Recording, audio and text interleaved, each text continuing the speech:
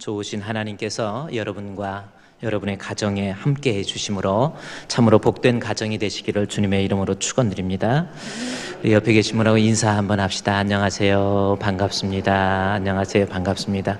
인사하다 보니까 어디서 많이 본 사람이다 하는데 자기 아내이다든지 또 남편이면 안 돼요. 집에서 서먹서먹하게 지내지 마시고. 자, 오늘 하나님께서 우리에게 주시는 말씀의 제목은 기도하는 자에게 주어지는 영적 복이라는 제목으로 마지막으로 하나님께서 기도하는 자에게 영적으로 어떤 복을 주시는가라고 하는 것을 잠깐 살펴보고 은혜를 나누고자 합니다. 골로새서 4장 2절 말씀에 보면 우리 또 그때 당시에 토착화된 여러 가지 신앙들에 의해서 기독교의 순수한 기독교의 본질을 잃어버리고 교회가 기독교가 기독교 같기도 하고 아닌 것 같기도 하고 유사 기독교, 그렇죠? 유사한 기독교처럼 변질되고 타락하고 하나님 앞에서 좋지 못한 모습으로 막 변화되기 시작한 거예요. 그때 바울이 쓴 책이 골로새서입니다.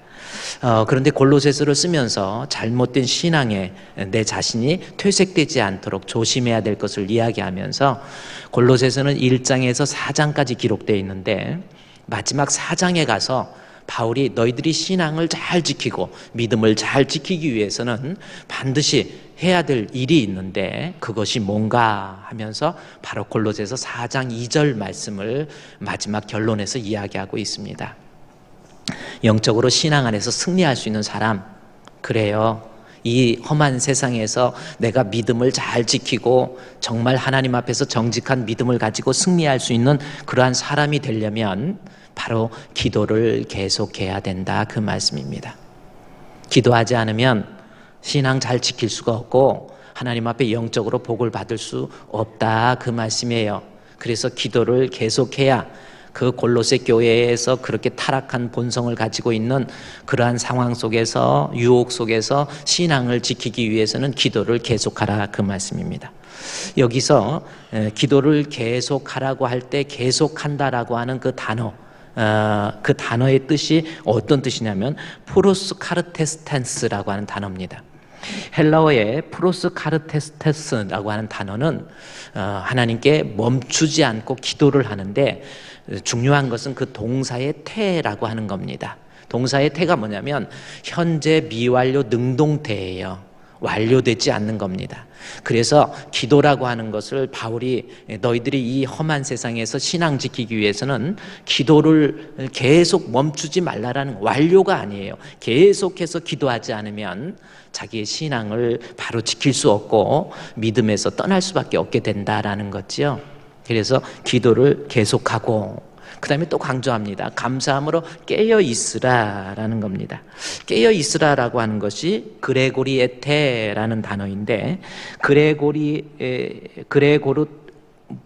그레고르군 테스라는 단어를 썼다라는 거죠. 이것도 무슨 의미냐면 동사의 어미가 계속 진행을 의미하는 그러한 단어를 쓰고 있다라는 거죠. 그러니까 기도는 결국은 내가 이 세상에서 신앙생활하면서 믿음 생활하면서 하나님 앞에 기도라고 하는 것이 없으면 그 사람 기도가 중단되면 신앙 지키기가 참 어렵고 내 마음속에 의심과 말씀을 들어도 의심이 생기고 또 내 마음의 어떤 교만과 시험에 의해서 신앙에서 넘어질 수밖에 없다라는 거죠. 바울이 진단한 것은 어려운 여건 속에서 하나님 앞에 신앙 지킬 수 있는 방법은 기도를 계속하는 겁니다. 기도를 영적인 호흡이라고 하지 않습니까? 기도가 중단됐다, 그것은 상당히 위험한 거예요. 사람이 호흡이 끊어지면 죽은 것처럼. 암 중에서 여러 가지 저도 의사가 아니기 때문에 잘 모르지만 암 중에서 좀 난치적인 암이 뭐냐면 췌장암. 췌장암은 랑겔한스섬으로 췌장이 구성되어 있어가지고 거기에 암이 걸리면 수술도 못하고 그런다고 그러더라고요. 췌장암. 또 하나 무서운 암 중에서 뭐가 암이냐면 폐암입니다. 폐암은 전이 속도가 다른 어떤 암보다 빨리 나타난다는 거예요. 가장 빨리 나타나는 거예요. 폐암이라는 겁니다. 폐에 문제가 있으면 사람은 심각한 질병에 걸린 거고 참 살기가 힘들어지는 거죠. 영적으로 내가 하나님 앞에 기도의 기도를 영적인 호흡이라고 그랬잖아요. 기도가 뭔가 문제가 있다, 그저 하나님 앞에 기도에 무릎이 없다, 그 사람은 상당히 영적으로 중병에 걸릴 수밖에 없다라는 겁니다. 여러분, 우리 인생은 한평생입니다. 한평생 살면서 내가 하나님 앞에 정직하게 무릎을 연해서 하나님 앞에 두 손 모으고 눈을 감고 하나님께 기도할 줄 아는 사람, 그 사람이 영적으로 복을 받을 수 있다라는 거예요. 믿으시면 아멘. 물론 육신적으로도 기도할 때 영적인 것뿐만 아니라 육신적으로도 하나님 앞에 기도할 때 육신적으로 주어지는 복도 있어요. 뭐 여러 가지 있죠. 여러 가지 가정의 어려운 문제, 또 물질의 문제, 또 건강의 문제, 여러 가지 힘들고 어려운 문제를 놓고 기도할 때 하나님께서 간섭해 주셔서 해결해 주시는 경우가 종종 있습니다. 제가 지난주 월요일 날 우리 노회에서, 우리 총회에서 부총회장 나가시는 목포의 시온성교회가 있습니다. 거기에 정용환 목사님 이번에 부총회장으로 나가시는데 무슨 일이 있어서 부흥회 문제 때문에 저보고 부흥회를 좀 부탁한다 하시면서 좀 만나자고 해서 제가 목포를 어떤 목사님 두 분과 함께 목포까지 가면서 차에서 그 두 분 목사님은 한 분은 아버지고 한 분은 아들이에요.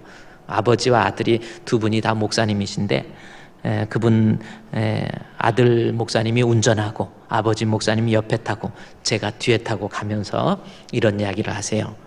제가 이렇게 뒷자리에 앉아서 운전하는 그 아들 목사님 뒷모습을 보니까 여기 뒷모습에 칼자국이 이렇게 나 있어요. 그래서 저기 왜 저 칼자국을 좀 가리기 위해서 머리를 좀 저렇게 짧게 안 깎고 좀 이렇게 머리로 좀 가리면 좋은데, 그러면서 이야기하면서 왜 그랬냐고 그랬더니 아버지 목사님이 이야기를 하더라고요.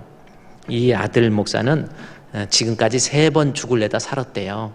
한 번은 초등학교 때 시골 개울가에서 수영을 한다고 다이빙을 쫙 했는데 그 밑에 맨 바닥에다가 마치 대포알 꽂히듯이 맨 진흙탕에 꽂히면서 여기 목뼈가 다 부러져 가지고, 그래가지고 꺼내서 보니까 목이 이러더래 그냥.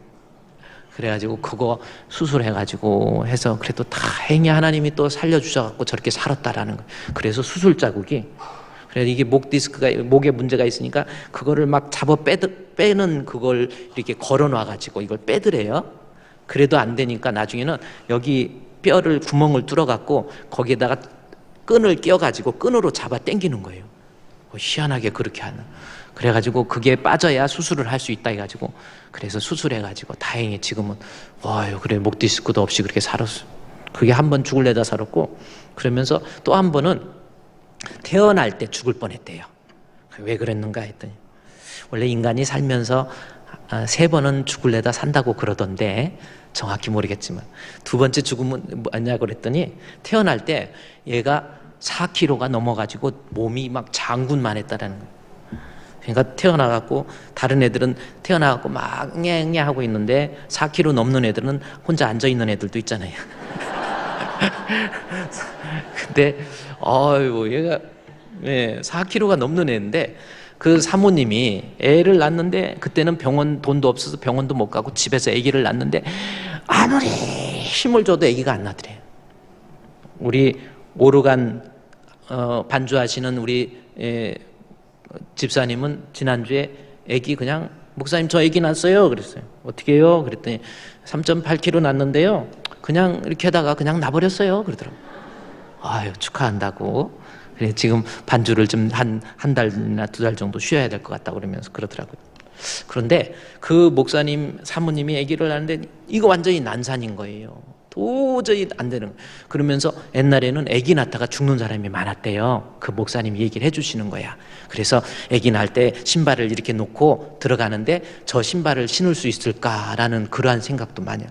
그래서 아기 낳으러 들어갔는데 아니 아기가 도저히 안 나오는 거예요. 그래가지고 목사님 사모님이 안 되겠다 해가지고 우리 기도하자고 그래가지고 손을 잡고 주야 아버지 아기 낳게 해주시옵소서 기도했더니 그때 순간 주야 소리와 함께 아기가 뻥 나가가지고 그 앞에 있는 자방침 자방침 이렇게 페달이 브라더 자방침이라고 있었는데 그 자방침 페달에 머리를 콱 박았다는 거예요.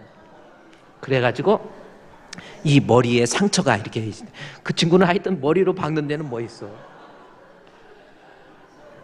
그래서 기도해서 하나님이 아기 난산에서, 지금이야 우리가 웃을 수 있지만 그때 상황에서는 너무 뭐 병원은 생각도 못하고 그냥 쭈야 했는데 아기가 뻥 해가지고 그냥 튀쳐나가가지고 자방침에 머리를 받아서 지금도 이렇게 돼 있다고.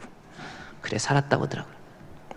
저는 뭐 같이 웃으면서 들었지만 그렇습니다. 우리가 인생을 살면서요, 때로는 사람의 힘으로 할 수 없는 일들이 많아요. 그럴 때 하나님 앞에 어떤 문제를 놓고 하나님, 나의 이 문제 하나님 해결해 주시옵소서. 믿음이 없을 때는요, 막 기도했다고 뭐 들어주시나, 진짜 뭐 하나님이 있나? 아니에요. 저도 병들어서 죽을 위기가 있을 때 하나님 나 좀 살려달라고 했더니 하나님이 또 이렇게 살려주시고, 여러분 또 그렇잖아요. 또 그렇습니다. 저도 그래요. 요즘 기도하면서 제가 이제 신경 쓰는 일이, 교회에 신경 쓰는 일도 많고, 늘 목회자로서 학문과 경건에 힘을 써야 우리 성도들이 그야말로 명품 성도 되잖아요. 나름대로 노력을 많이 하고 또 신경 쓰는 일도 있어 그런지 위가 항상 안 좋아요.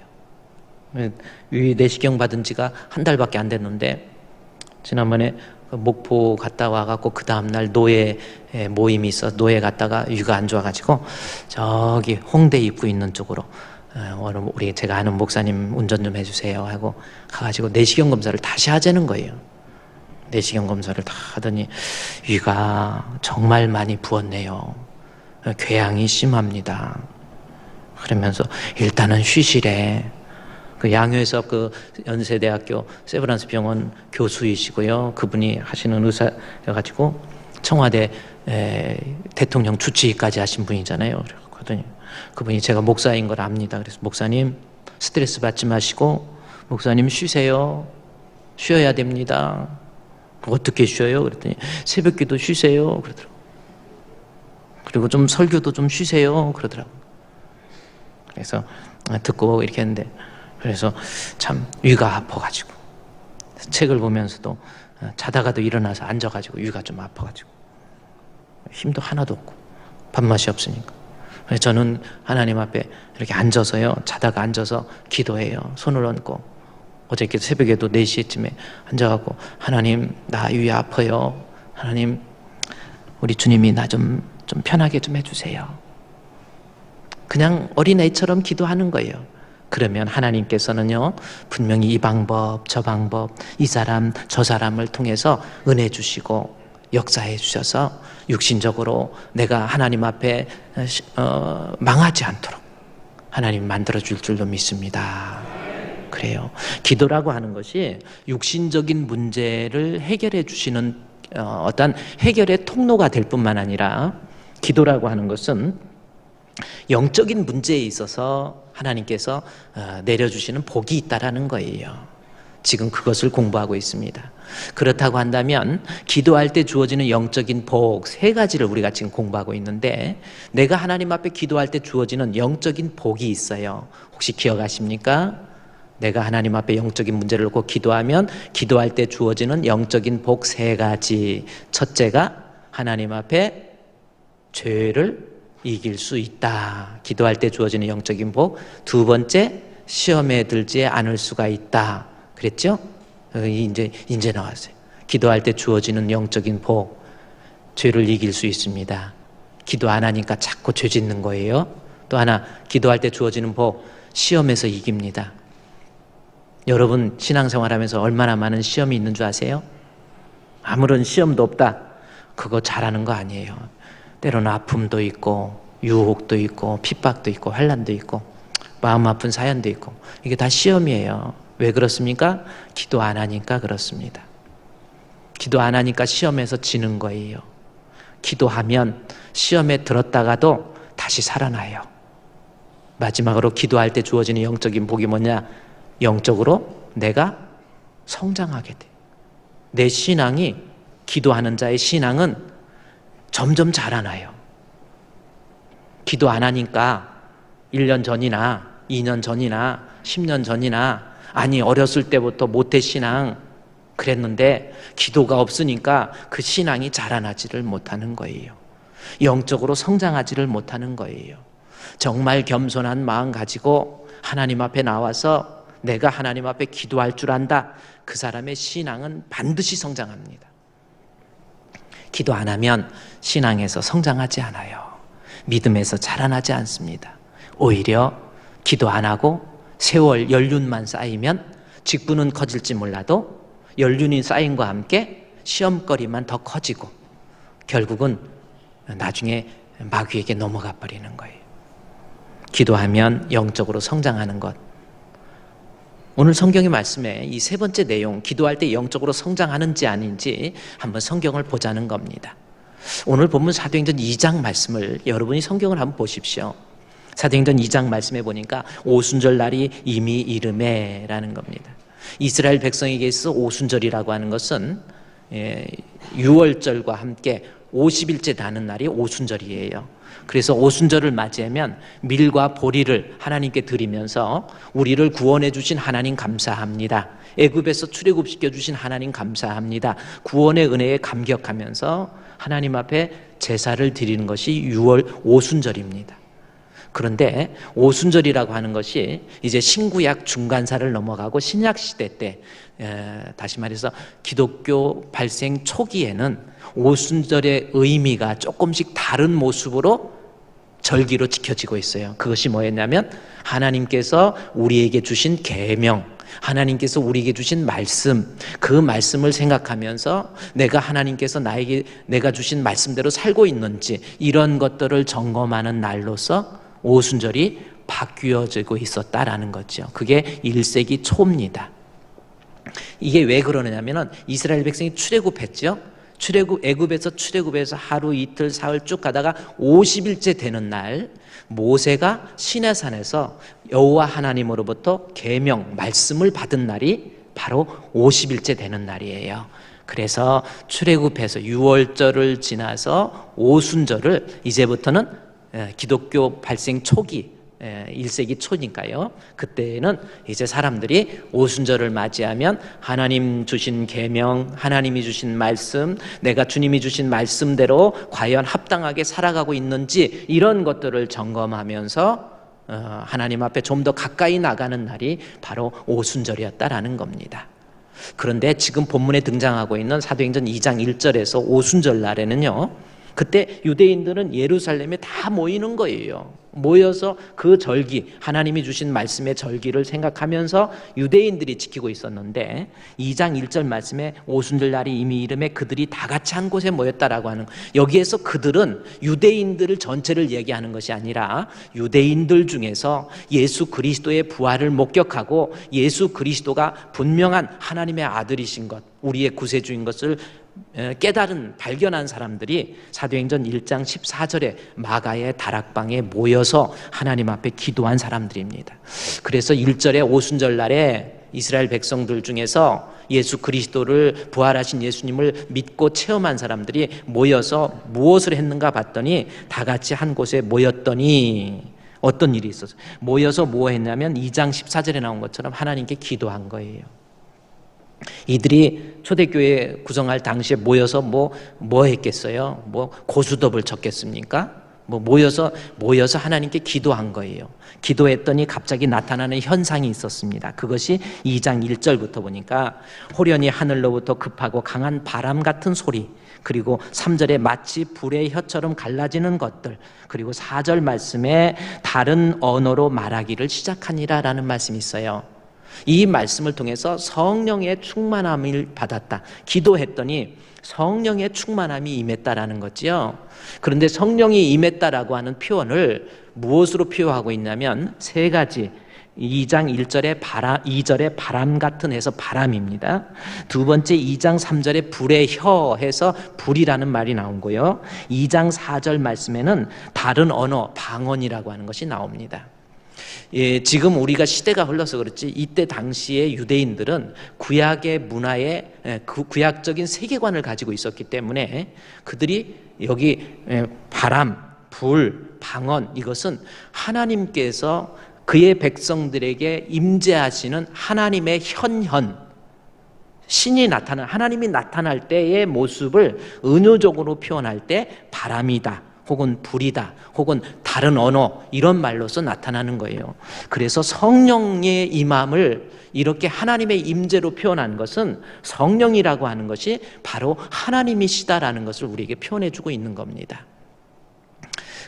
요즘 우리 수요 예배 때 제가 삼위일체에 대해서 우리 교육을 하고 있는데, 어떤 사람은 하나님이 제일 힘이 있고 그 다음에 조금 힘이 약하신 분이 예수님이고 예수님보다 조금 약하신 분이 성령님으로 그렇게 생각하고 있는데, 그렇지 않습니다.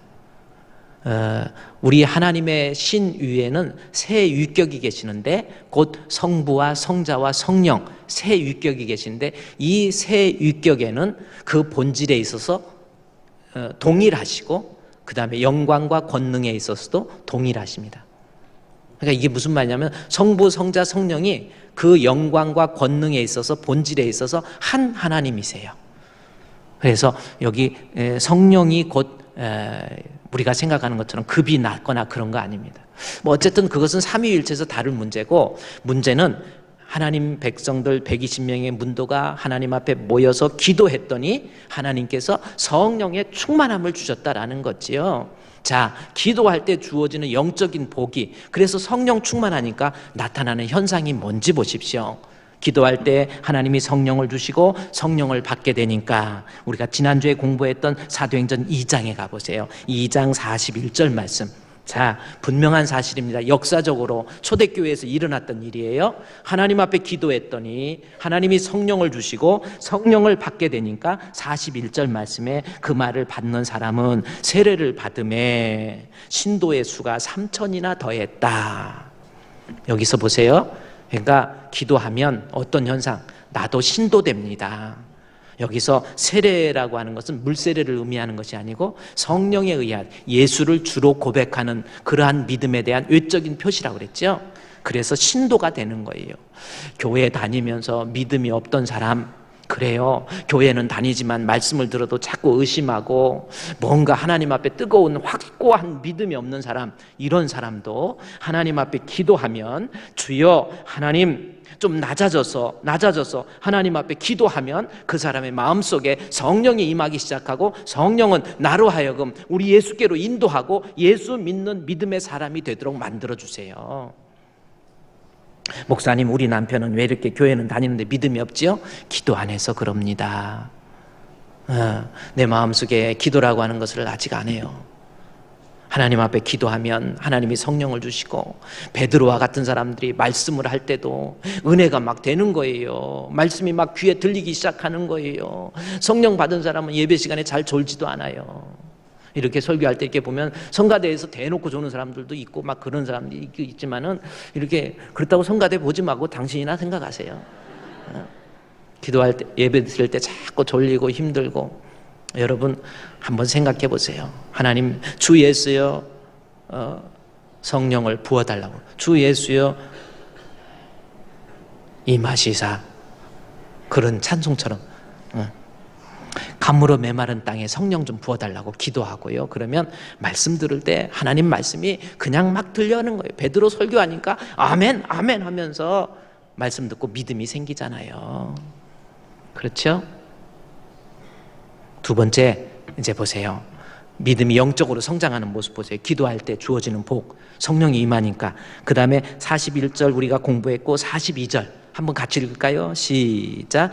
그들이 사도의 가르침을 받아 서로 교제하고 떡을 떼며 오로지 기도하기를 힘쓰니라. 자, 내가 하나님 앞에 기도하면 우리 가운데 성령이 임하기 시작하고, 성령이 임하면 나타나는 현상, 두 번째, 그들이 사도의 가르침을 받아들이기 시작합니다.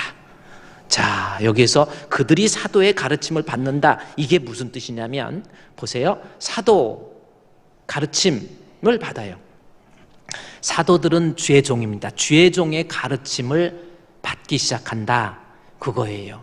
그러니까 뭐냐면, 내가 성령을 받으면요, 주의 종의 가르침을 받기 시작하는 사람이 돼요. 옛날에는 주의 종, 목사님 우습게 알고, 뭐요? 태도가 벌써 틀려요.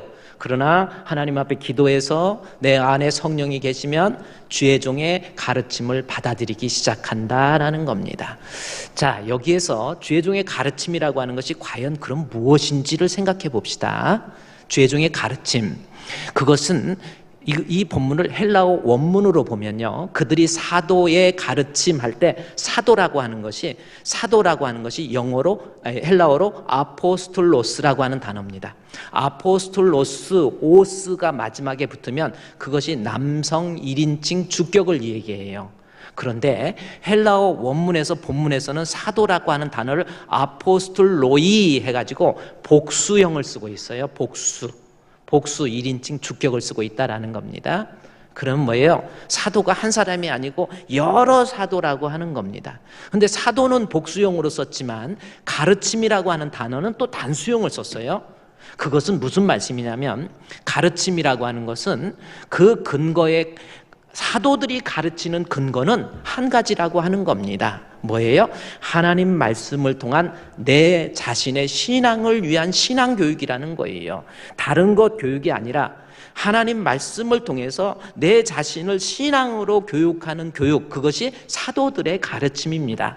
즉 주의 종은 각각 여러 사람이 있을지 몰라도 중요한 것, 하나님 말씀을 통해서 내 신앙을 위해서 가르치고 권면하고 위로하고 책망하고 경계하는 이러한 모든 것들, 그것을 받아들일 줄 아는 사람으로 변화되는 거예요. 믿음이 들어가면, 믿음이 성장하는 모습이죠.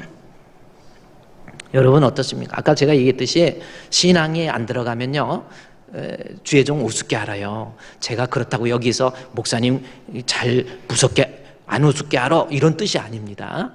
여기서 뭐냐면, 이때 당시 베드로를 보세요. 베드로는요, 어린 소자가 볼 때도 이때 당시 예수님을 십자가에 못 박히고 이런 상황 속에서 어린 소자가 봐도 우스운 사람이 베드로였어요. 직업적으로 봐도 어부입니다. 별거 내놓을 것 없어요. 배운 것 없습니다. 가진 것 없습니다. 실력도 없어요. 못난 사람이 베드로예요. 그러나 하나님 앞에 유대인들이 얼마나 대단한 자존심이 있습니까? 그러나 신앙이 들어가니까, 기도하는 가운데 신앙이 들어가니까 베드로와 같이 바보같이 생긴 사람의 권면과 위로와 책망도 아멘, 아멘, 아멘 이렇게 받아들일 줄 아는 사람으로 변화된다라는 거죠. 그게 믿음 들어간 사람의 특징입니다. 여러분 어때요? 때로는 여러분은 어떻습니까? 목사님이 여러분 생각할 때 나보다도 나이도 어리고, 저는 나이가요, 제가 그랬죠, 태어나서 죽을지 몰라갖고 호적 신고를 조금 늦게 해가지고 호적에 나온 것이 제 나이가 아니에요.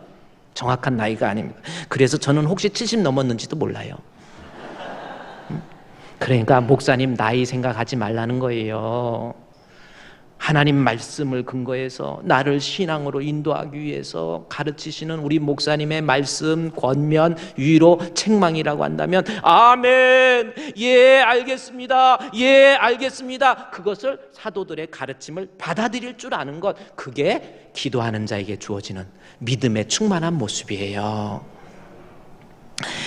데살로니가전서 2장 말씀에 보면 이런 말씀이 있습니다. 여러분, 데살로니가전서 2장 말씀에 보면은 주의 종이 가르치는, 우리가 2장 10절 말씀, 저기 앞에 화면을 보십시오. 우리가 너희 믿는 자를 향하여 어떻게 거룩하고 흠이 없고, 여기 거룩, 흠이 없고 이런 말씀이 나옵니다. 그 다음에 나오는 말이 뭐냐면, 그 다음 절에서는 어떤 말씀을 하냐면, 내가 너희 믿는 자들을 향하여 하면서, 그 다음 절 좀 넘겨주세요, 성도들.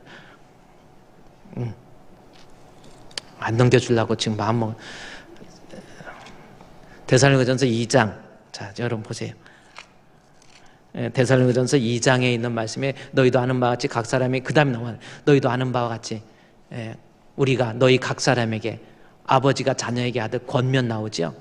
주의 종이 하나님 앞에 흠이 없게 하기 위해서, 하나님 앞에 거룩하게 하기 위해서 너희가 아는 바와 같이 아버지의 심정으로. 왜 성도를 사랑 안 하겠어요? 여러분 책망했다고, 권면했다고 여러분 사랑 안 하는 겁니까? 부모가 여기 아비가 자기 자녀에게 하듯 권면하고 위로하고 경계하노니, 그 다음 절에 뭐라고 하는지 아세요? 그 이유가 뭐예요? 이는 너희를 부르사 자기 나라와 영광에 이르게 하시는 하나님께 합당하게 행하게 하기 위해서. 하나님 앞에 인정받는 사람 되게 하기 위해서. 골로새서 1장 29절 말씀에서 보면 내가 이것을 위해서 수고하노라. 뭘 위해서 수고하는가 보더니 너희가 하나님 앞에서 거룩하고 흠이 없고 하나님 앞에 합당한 자가 되게 하기 위해서 내가 날마다 권면하노니, 이런 말씀이 있습니다. 죄종이 해야 될 일이 뭐예요? 수고해야 될 일이 뭡니까? 뭐 잘 먹고 잘 살고 성도들한테 대접받고 좋은 데 가서 식사하고 뭐 이러고 다니라고 하나님이 죄종으로 만들었습니까? 성도들 목양하라고 세운 거잖아요. 우리 성도를 정말 사랑하는 마음 가지고 우리 성도에게 필요한 것이 있다고 한다면 하나님 앞에 그 사람의 마음이 아프고 자존심이 상해도 집사님, 장로님, 권사님, 이건 이렇게 해야 됩니다, 이렇게 해야 됩니다, 이렇게 해야 됩니다 하고 책망도 하고 권면도 하고 위로도 하고 징계도 하고, 그게 나오는 거예요. 이유가 뭐예요? 이는 너희를 부르신 하나님 앞에 합당한 사람 되게 하기 위해서. 여러분 믿으십니까? 저는 우리 주풍교회 성도들 정말 많이 사랑합니다. 앞으로 우리 주풍교회 기왕 신앙생활 할 바야 여러분 책임지고 천국으로 인도해야 하나님 앞에 갔을 때 몇 퍼센트의 성도가 천국에 왔냐 이거지. 목사님이 사람 눈치나 보면서 뭐 잘못한 거 있어도 집사님 잘하셨어요, 권사님 잘하셨어요, 장로님 그래도 됩니다 하고 이렇게 해서 아양보양 해갖고 귀신 오래비가 기생 뭐라 그래, 그런 사람 되기를 원하십니까? 생각해 보세요. 저도요 목회하면서 이제 욕심 없어요. 제가 하나님 앞에 정말 저도 겸손하게 주를 섬기고 싶어요. 겸손히 주를 섬길 때 괴로운 일이 많으나 구주여 내게 힘 주사 잘 감당하게 하소서. 다시 본문에 한번 보십시오. 기도할 때 주어지는 영적으로 성장하는 모습이 뭐냐면 43절, 42절 말씀에 그들이 사도의 가르침을 받아서, 사도의 가르침을 잘 받는 거예요. 앞으로 목사님의 가르침을 잘 받아들일 수 있는 우리 성도들 됩시다. 아멘. 때로는 여러분이 목사님이 책망하고 또 경계할 때 마음이 아파도 자존심이 상해도 그저 신앙이 있다고 한다면 그저 하나님의 말씀으로 받아야 돼요. 그게 어디 있냐면 데살로니가 전서 2장, 이건 중요하니까 봅시다. 아까 예빌골대 데살로니가 전서 2장에 보세요. 2장에 너희가 하나님의 말씀을 사람의 말로 받지 않고 하나님의 말씀으로 받으니 진실로 그러하다 그러잖아요. 아까 데살로니가전서 2장 하나님 나라에 합당하게 하기 위해서 2장 10절, 11절, 12절 공부했는데 그 다음 절에 뭐라고 그랬냐면은 12절에서 데살로니가전서 2장 12절 말씀에 너희를 경계하고 11절에서 권면하고 위로하고 그런 이유는 너희가 12절에 하나님 나라에 합당하게 하기 위해서, 그러면서 13절에는 이러므로 우리가 하나님께 끊임없이 감사하는데 데살로니가 교회 성도들은 우리에게 들은 바 하나님의 말씀을 받을 때에, 아까 하나님 사도들의 가르침이 하나님 말씀이거든요. 말씀을 통해서 가르칠 때 사람의 말로 받지 아니하고 하나님 말씀으로 받잖아요. 그랬더니 그들의 믿음이 막 성장하고 바르게 되잖아요.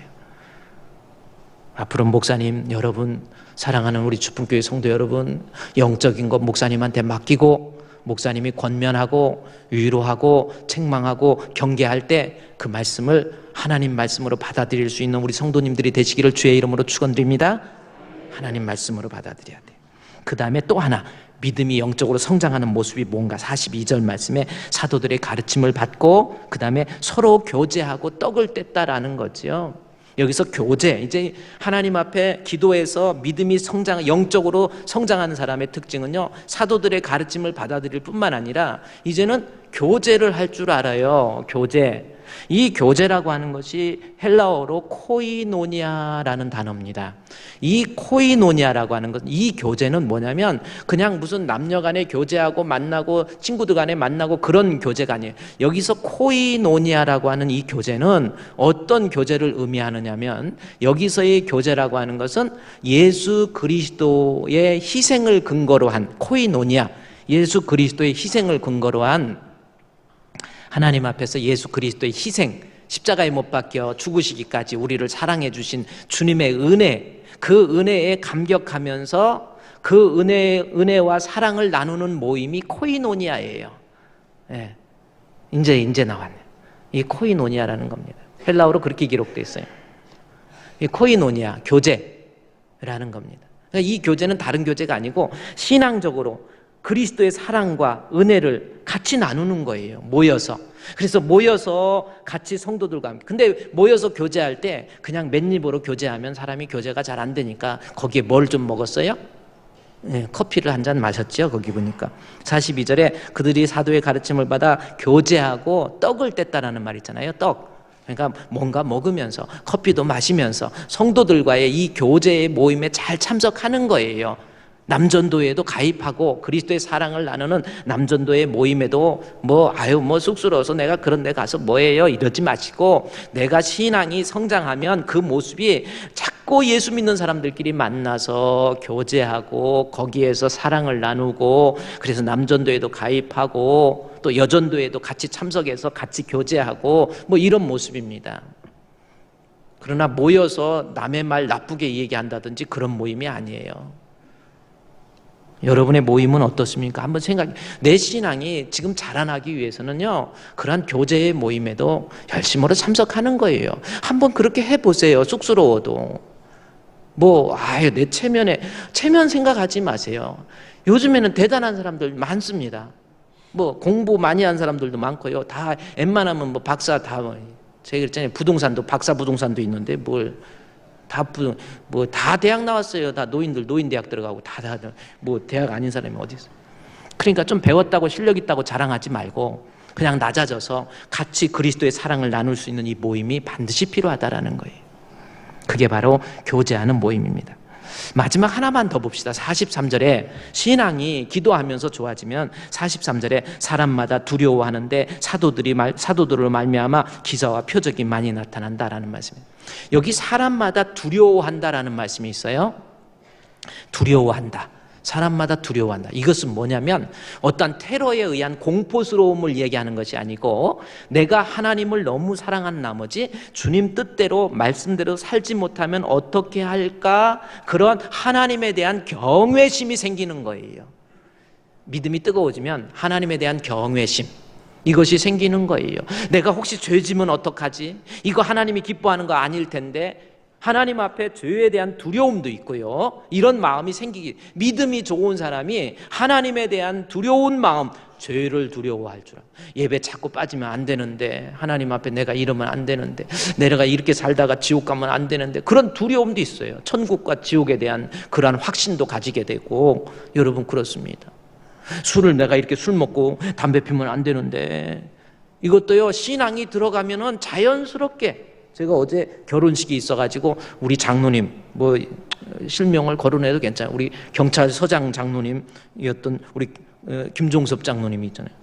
경찰서장으로, 광명경찰서장으로 딱 계실 때 이제 저를 이렇게 만나서 우리 교회 장로님이 되셨는데, 어제 결혼식장에 가서 같이 식사를 하는데요, 이야기를 하시더라고요. 목사님, 저는요 예수 믿고 저기 하는데, 다 성경 공부도 하고 예수 믿고 다 했는데 담배하고 술을 못 끊었대요. 근데 우리 장로님이 얼마나 또 참 좋으신 분이에요. 어떻게 보면 장로님은 성격이 너무 좋아가지고, 장로님이 목사님 하시고 내가 경찰하면 딱 도둑놈들 잡는 데는 내가 더 잘 잡을 것 같아. 인상을 딱 보면 그 드라마 같은 데 보면은 형사가 너 도둑 잡았고 너 때 뭐 했어 하는 거 보면 누가 도둑놈인지 모르겠잖아요. 근데 장로님이 그래요. 그런데 술, 담배 때문에. 그래서 이 담배를 막 조금 안 피면 막 손이 떨리고, 이 금단 현상 때문에요. 이걸 못 견딘 거예요. 그래가지고 에다가 성경 공부를 하다가도 이게 너무 막 담배를 안 피니까 막 몸이 뒤틀려가지고 가서 담배 한 대 피우고 와서 하면 성경 공부가 진짜 잘 되는 거예요. 그러니까 이 성경 공부. 그런데 이게 담배 이랬는데, 근데 하나님 앞에 신앙이 들어가면서 기도하는데 내가 이러면 안 되지. 내가 하나님 앞에 두려움이 생긴 거예요. 담배 이거 내가 그러면 안 되지 가지고 하나님 앞에 기도하는 거예요. 근데 기도했는데 이거 담배 하나 못 끊게 하면은 그런 하나님 없을 것 같더래요. 그래가지고 하나님 앞에 이제 기도하면서, 하나님 나 담배 끊게 해 주시옵소서. 그렇게 끊으려고 해도 못 끊었는데 담배 끊게 해달라고 기도했더니 정말 거짓말같이 며칠, 3일 만에? 장로님? 3일 만에 우리 장로님이 담배를 다 끊어버렸대. 이제 손도 안 떨리고, 야, 그래갖고 담배를 끊었대. 정말 기도의 효과가 무섭게 나타나는. 근데 이제 술이 남았어요.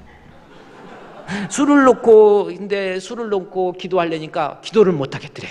왜? 술 안 먹으면 무슨 재미로 세상을 사냐는 거야. 기도 응답될까 봐 무서워서 기도를 못 하는 거야. 그래, 이거 술 끊어지면 가만히 생각해보니까 뭔 재미로 세상을 사냐는 거야. 직원들하고도 뭐하고 경찰들하고 같이 모여서 하는데 술 한 잔씩 안 먹으면 이게 재미가 없어서, 야, 이거는 기도를 하려니까 지난번에 담배는 그냥 끊게 해주셨는데 이거 끊게 하면 재미가 없을 것 같아가지고 술 기도는 안 했는데, 가만히 생각해보니까 집안이, 장로님은 술 소주 몇 병씩 먹어도 얼굴에 표도 안 난대요. 그냥 취하지를 않는데. 그래갖고 형제들 중에서 술 먹어갖고 다 간 나빠져서 다 죽어버렸대. 그래서 가만히 생각해보고 내가 또 교회에서 하나님 믿는다 그러면서 술 먹으면 안 되지 하고 술을 놓고 기도해가지고 하나님이 또 술도 끊게 해주셔버렸어. 할렐루야. 네. 지금 저렇게 일어났다가 지금 저분이 장로님이 장로님 괜찮아요. 하나님 앞에요, 내가 신앙이 들어가면 두려움이 생기는 거예요. 하나님에 대한 두려운 마음이 없으니까 바람 피우고 다니고 집에서 아내 구박하고 막 그러는 거예요. 내 안에 하나님 앞에 기도하는 가운데 신앙이 들어가면 하나님 두려운 마음이 생기고, 그로 인해서 죄 짓지 않고 곁길로 안 가고 딴 길로 안 가고 주님 뜻대로 살 수 있는 힘이 생기고, 살면서 주님 뜻대로 살기로 했네, 주님 뜻대로 살기로 했네, 그런 고백도 나오고 그러잖아요. 신앙이 들어가야 돼. 기도하는 자에게 주어지는 복입니다. 마지막 하나만 그거 봅시다. 14절에 믿는 사람들이 다 함께 있어 모든 물건을 서로 통용하고 재산과 소유를 팔아서 각 사람의 필요에 따라 막 나눠준 거예요. 이게 무슨 뜻입니까? 재산을 필요한 사람한테 나눠주는 거예요. 불쌍한 사람에게. 사람이 돈을 쓴다는 게 쉬운 게 아니거든요. 돈을 내가 누구를 위해서 대신 쓴다. 돈 때문에 부모님하고 사이 안 좋아지고 재산 문제로 싸우고 부부간에 돈 때문에 이런 일이 얼마나 많이 있습니까? 그래요? 그런데 신앙이 들어가니까, 믿음이 뜨거워지니까 불쌍한 사람이 눈에 보이는 거예요. 나보다 저 사람이 필요한 것, 그래서 재산과 소유를 팔아서 각 사람의 필요를 따라서 나누어 줘 버리는 거예요. 이게 믿음이 들어가니까 나타나는 현상이에요. 누가 돈을 주냐? 돈이요, 10원이든 100원이든 돈이 얼마나 귀한 건데요. 그렇죠? 그 귀한 것까지 드릴 수 있는 힘이 하나님 앞에 기도하는데 신앙이 들어가니까. 또 그랬더니 목사님, 그럼 나 신앙 들어가다가 괜히 가난한 사람한테 돈 줄까 봐 안 들어가게 기도해야 되겠네. 또 그러지 마시고. 마지막 제가 우리 손인준 국회의원, 우리 교회 집사님이시잖아요. 집사님이 여기 광명에서 당협위원장을 내려놓고 지금 수소로 가셨어요. 수소로 가셔서 교회는 우리 교회로 계속 이렇게 집사님은 나오시는데, 그분이 광명의 당협위원장 내려놓으시고 아파트, 철산동에 있는 아파트 전세금을 뽑아가지고 저한테 얘기하고 아프리카에 가가지고요, 그 돈 아프리카에 가난한 사람들한테 다 나눠주고 와버렸어요. 그렇다고 손인준 의원이 돈이 많은 줄 아세요? 돈도 별로도 없어요. 그거 왜 그렇습니까? 내 안에 신앙이 들어가면 불쌍한 사람 보면 눈물도 진짜 흘리는 거예요. 눈물도 흘려. 불쌍한 사람 보면 막 때리고 싶고 찌르고 싶은 사람 손 한번 들어보세요. 신앙이 안 들어가서 그래. 믿음이 들어가면 내게 있는 것 주께도 드리고 싶고 그런 마음이 생기는 거예요. 오늘은 여기까지입니다. 여러분 어떻습니까? 왜 내 신앙이 자라나지 않습니까? 내가 왜 믿음이 없이 교회만 다녀야 됩니까? 믿음도 생기고 신앙이 생겨서 사도들의 주의 종의 가르침도 받아들이고 교제에도 열심이고 하나님에 대한 두려운 마음도 생기고 가난한 자에게 내가 가지고 있는 것도 나눠줄 수 있는 그렇게 큰 믿음의 사람이 될 수 있는 방법, 기도할 때 주어집니다. 기도해서 하나님께 인정받는 큰 믿음의 사람이 되시기를 주님의 이름으로 축원드립니다. 하나님 감사합니다. 우리 사랑하는 성도들, 이 세상에 살면서 우리 살아계신 주님 확고하게 믿는 믿음의 성장, 그래서 하나님 앞에 인정받는 알곡이 되기를 원하오니 하나님이여, 기도하는 가운데 우리에게 성령을 충만하게 부어 주시옵소서. 하나님 마음에 드는 귀한 우리 주품교회 성도들 되기를 원합니다. 날마다 믿음이 자라나는 성도가 되기를 원합니다. 기도하는 가운데 우리의 신앙이 변화되도록 도와주시옵소서. 예수님의 이름으로 기도드리옵나이다. 아멘.